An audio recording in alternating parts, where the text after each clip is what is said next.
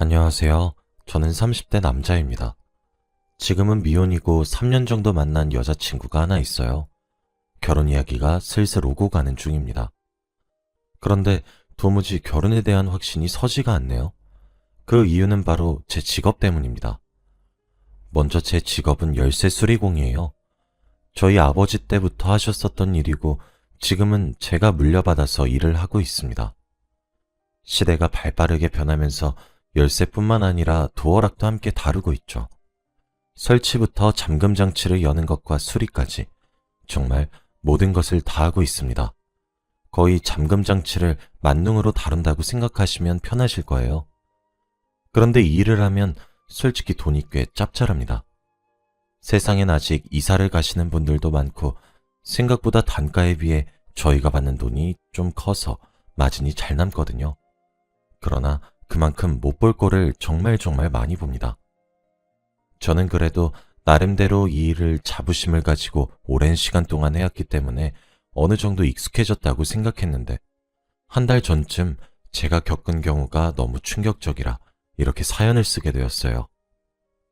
이 일을 하면서 가장 많이 보는 광경 중 하나는 불륜을 하고 있는 현장을 덮치는 경우입니다. 제가 약 한 달 전쯤 목격했었다던 그 이야기를 오늘 해드리려고 해요. 그날따라 미세먼지도 없이 정말 밝고 화창한 날이었습니다.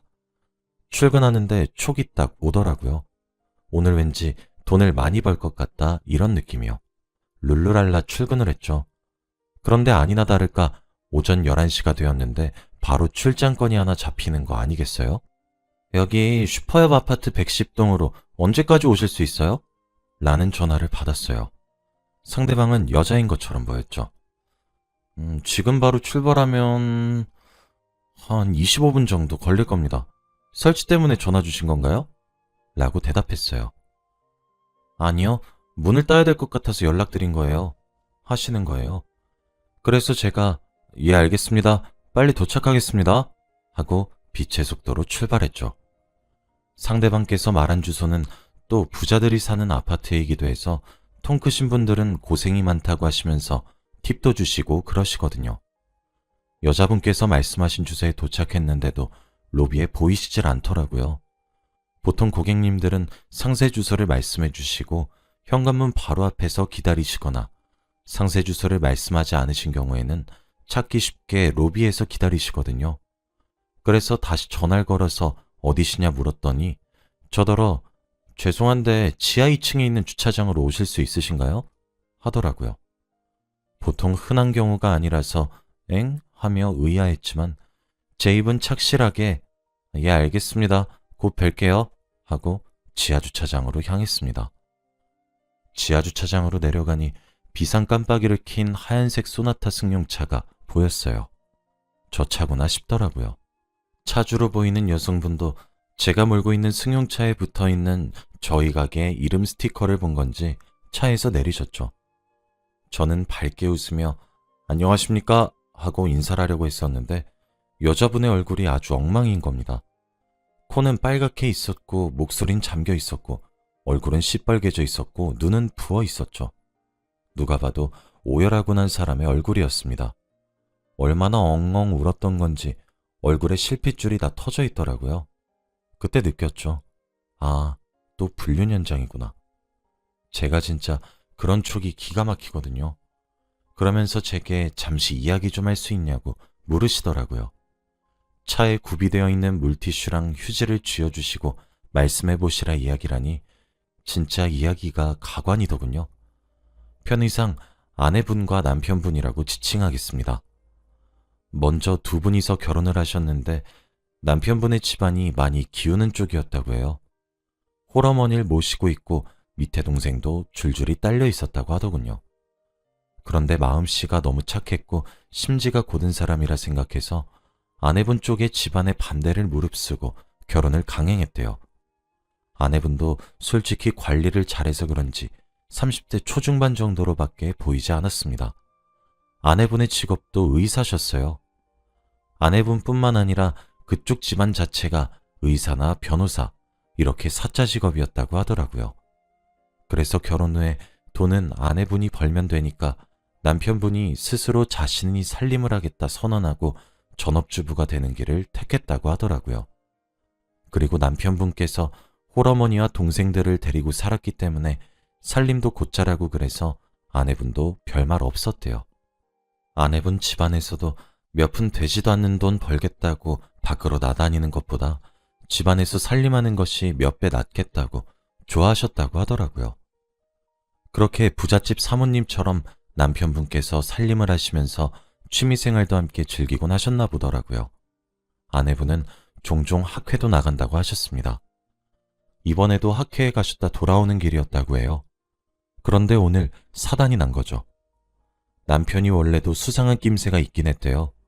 그런데 자신의 기우라고만 생각하고 아내분께서 일이 많아서 스트레스를 받는 거구나 하며 별 대수롭지 않게 넘기려고 하셨다고 하더라고요. 그런데 이번 학회에 가는 길에 몸 상태가 너무 좋지 않았대요. 시간이 급박해서 끼니도 대충 김밥을 포장해서 차 안에서 운전을 하면서 먹었는데 평소엔 그렇게 먹어도 별 문제가 없었는데 김밥 포장지를 뜯는 순간 구역질이 치밀어 올라왔다더군요. 차에서 바로 내린 뒤 개워내려고 했는데 내용물은 없고 헛구역질만 했나 봅니다. 아내분께서 그때 생각을 해보니까 여자라면 매달 찾아오는 그날을 건너뛰었다는 것을 알게 되신 거죠. 급하게 약국에 가서 임신 테스트기를 사서 근처 화장실로 뛰어들어가 테스트를 해보니 임신이었던 거였어요. 아내분은 근데 지금 학회를 가야 되니까 갔다 와서 남편에게 말해야지 생각만 하고 있었다고 합니다. 그러면서 학회라는 지역으로 출발하고 있었는데 그때 모르는 번호로 누군가 전화를 걸어왔다고 하더라고요. 전화 내용은 남편이 타고 다니는 자동차의 번호를 부르면서 타이어가 펑크가 나 있다고 하더래요. 신혼집의 주소니까 아내분은 아 그러시냐 하고 남편에게 전해주려고 전화를 걸었는데 그때 남편이 아내분께 나 지금 엄마랑 동생들 데리고 있어서 전화 오래 못할 것 같은데 라고 말을 했다는 거예요. 아내분은 그때 속으로 이 사람이 왜 거짓말을 하지? 라고 생각을 했대요. 일단 별말 없이 전화를 끊은 뒤 시댁에다 전화를 걸었더니 아니나 다를까 시어머니는 친구들을 만나러 왔는데 갑자기 웬일로 전화를 건 거냐고 반갑게 전화를 받으셨다는 겁니다. 그래서 학회고 나발이고 다 떠나서 바로 차를 돌려서 신혼집 주소로 돌아왔대요. 어이도 없고 화도 나서 손이 벌벌 떨렸다더라고요. 그런데 문틈으로 기가 막힌 소리들이 새어나왔다고 합니다. 누가 들어도 온갖 회개한 소리 등등 듣는 내내 기가 막히더라고요. 너무 화가 나서 당장 문을 열고 들어가서 욕을 한 바가지 하고 싶어서 비밀번호를 누르고 문을 열려고 했다고 해요. 그런데 도어락에 비밀번호를 치니까 글쎄 도어락에서 비밀번호가 틀렸다는 문구가 나왔다는 거예요. 3번이나 비밀번호를 눌렀는데도 안 열려서 가방에 들고 다니던 카드키로도 문을 열려고 했는데 카드키로도 열리지가 않았던 겁니다. 그래서 저희 가게에 전화를 주신 거였죠. 보통 그런 경우에서는 집 안쪽에서 이중잠금을 해버리면 밖에서 번호를 누르든 카드키로 열려고 시도를 하든 전부 안 통하거든요. 그래서 밖에서 이중잠금이 되어 있는 문을 열려고 하면 밖에서는 드릴로 도어락을 풀어야 합니다. 진짜 주차장에 엉엉 우시면서 하소연을 하는데 제가 무슨 말을 어떻게 하겠나요? 그냥 휴지나 건네고 말았죠. 그래도 저희가 문을 뚫으려고 하면 그게 본인 집이란 것을 먼저 확인하고 뚫는 절차가 있거든요.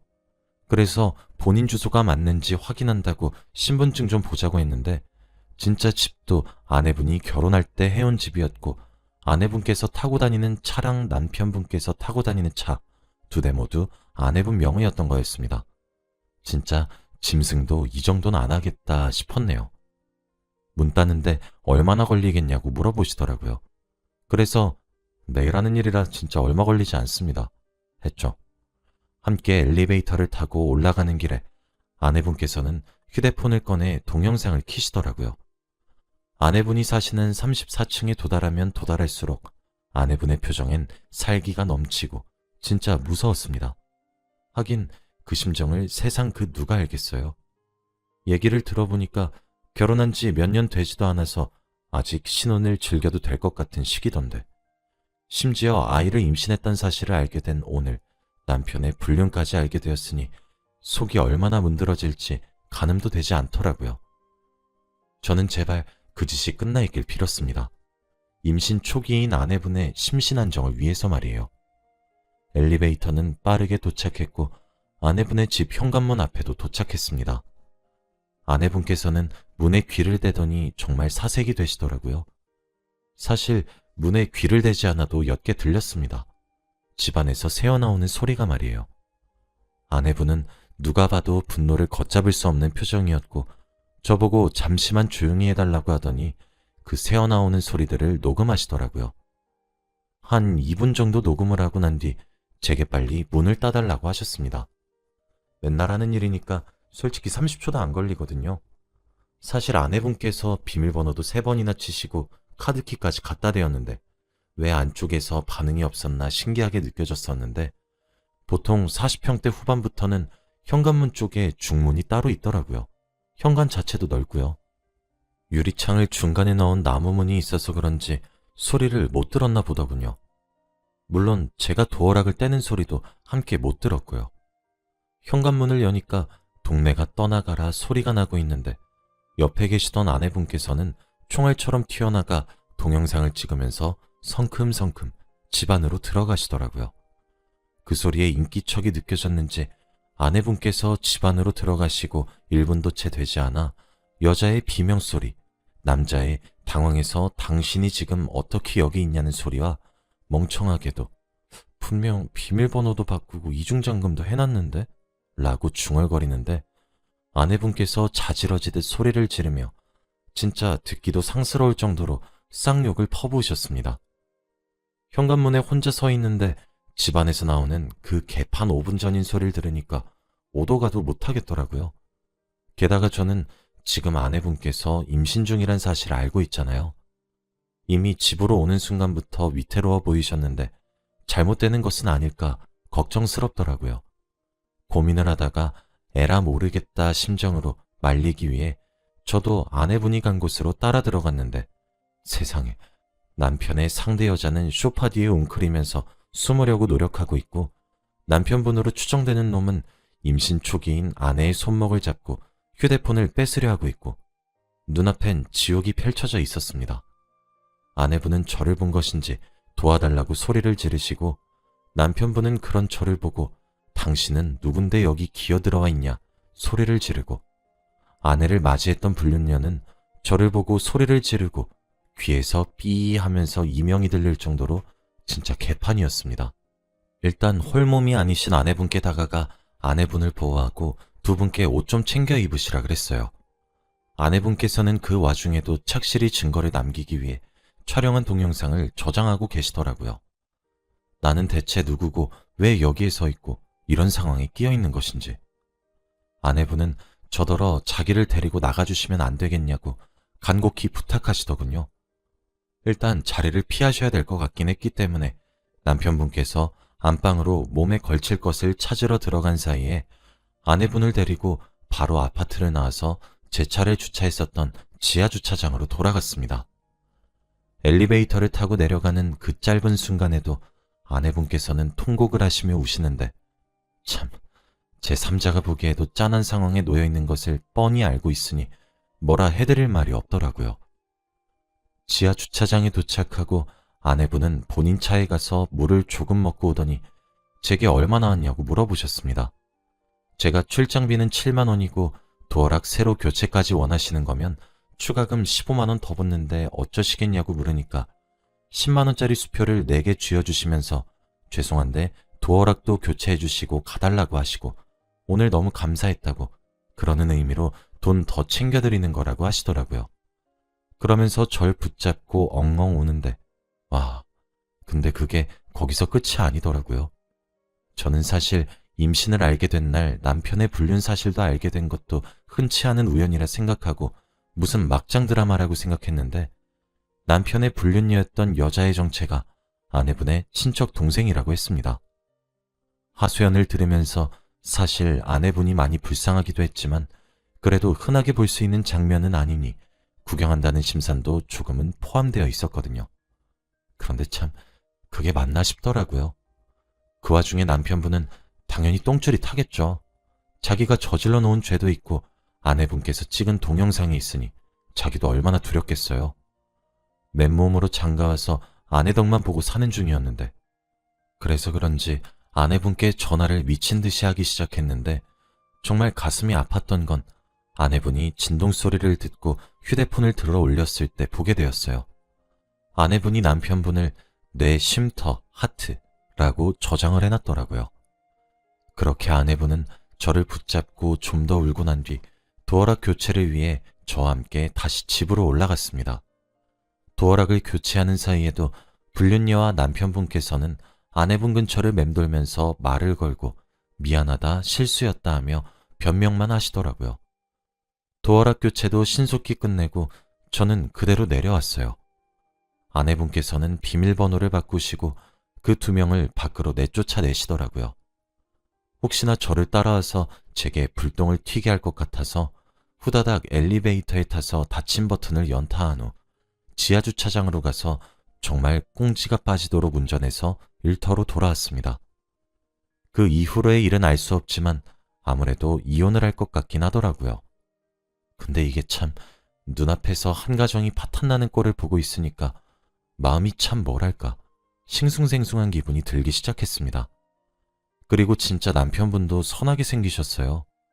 교회 목사 아들같이 진중하고 자상한 느낌을 풍기는 사람처럼 보였죠. 근데 그런 사람이 아내분의 친척 동생과 불륜을 저질렀던 사실이 참 와닿지도 않네요. 인간에 대한 불신이 생긴다고 해야 하나? 기본적으로 믿을 사람이 없다는 생각이 요즘 종종 들고 있습니다. 저도 지금 결혼 이야기가 오고 가는 여자친구가 있거든요. 그러는 와중에 눈앞에서 사람을 기만하고 배신 때리는 상황의 절정을 보고 왔더니 정말 이러면 안 되는 거지만 믿기가 어렵고 결혼에 대해 자신이 없어지네요.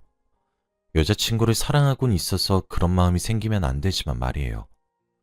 솔직히 그 아내분도 사랑 하나만 보고 다른 나머지 조건을 안 본 거잖아요. 저 진짜 제게 하소연을 하셨던 아내분의 말들 중에 자기가 돈으로 좋은 사람 하나를 버려놨다 라고 말씀을 하시면서 우시는 모습이 아직도 눈앞에 생생할 정도로 기억에 남습니다. 돈은 물론 평소와 다르게 2배에 가까운 큰 돈을 벌었지만 남의 치부를 훔쳐본 대가로 받은 것만 같아 찝찝하기도 합니다. 저는 정말 불륜이 없는 세상에서 살고 싶어요. 그런 짓이 해로운 것을 누구나 다 알면서 왜 그렇게 못 즐겨서 안달인 건지.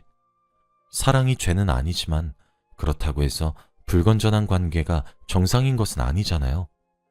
참, 저도 결혼을 해야 하는데 막상 눈앞에 일련의 상황들이 펼쳐져서 한 가정이 무너져 내리고 없어지는 것을 보고 있으니 머리가 복잡해지더군요. 제 결혼 생활도 절이 되는 것은 아닌가 하는 걱정도 들고 그러네요. 아무튼 저는 알아서 해결해 보겠지만 말입니다. 그 아내분께서 꼭 위자료를 받을 수 있는 것들은 다 받아내셔서 복수도 하시고 무사히 안전하게 성공적으로 이혼을 꼭 하셨으면 좋겠어요. 그럼 제 이야기를 마치겠습니다. 그동안 들어주셔서 정말 감사드립니다.